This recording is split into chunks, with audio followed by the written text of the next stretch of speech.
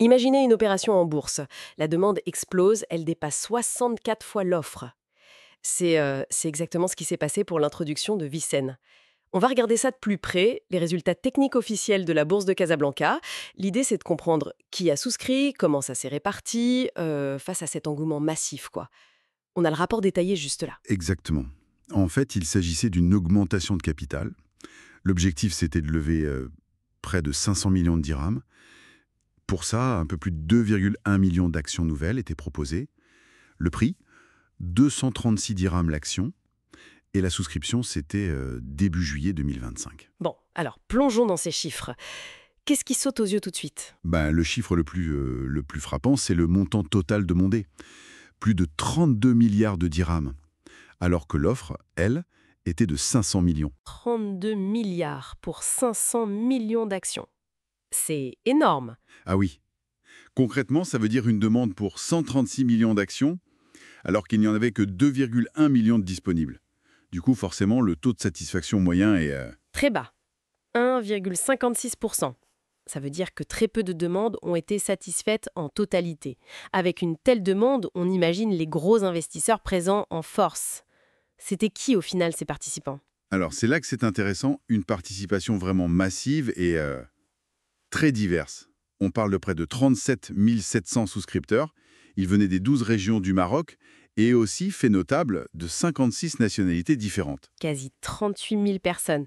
Et 56 nationalités. C'est assez fou comme ampleur. Et comment ça s'est organisé au niveau des ordres d'achat? Il y avait des différences? Oui, une distinction très nette entre les ordres de type 1 et de type 2. Le type 1, bon, c'est généralement les gros montants, souvent les institutionnels. Eux, leur taux de satisfaction est minuscule, 0,97%.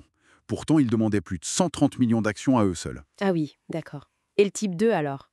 Le type 2, c'est plutôt les particuliers, les montants plus modestes. Et là, le taux est bien meilleur, 15,46%.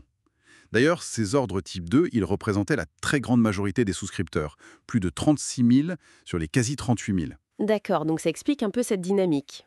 Une forme de priorité relative pour les plus petits porteurs.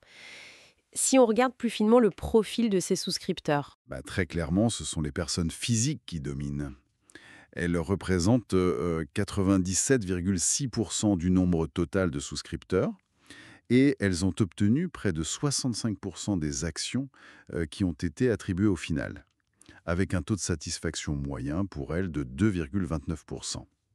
et les autres, les entreprises, les institutionnels? Alors eux, les personnes morales et les institutionnels, même s'ils ont demandé des sommes très importantes, je crois que plus de 56% de la demande totale venait des personnes morales, eh bien, ils n'ont reçu qu'environ 35% des titres.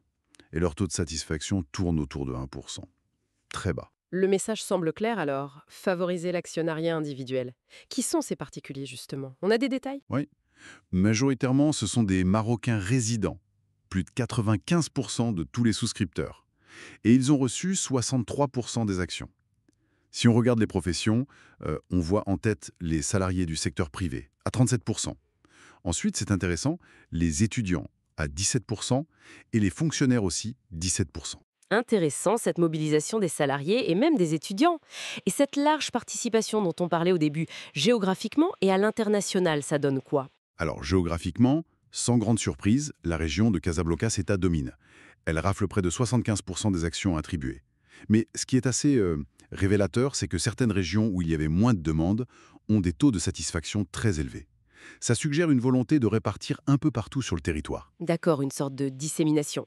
Et à l'international? Bon, les Marocains représentent 99% des souscripteurs et ont reçu 95% des actions. Donc, c'est massivement local.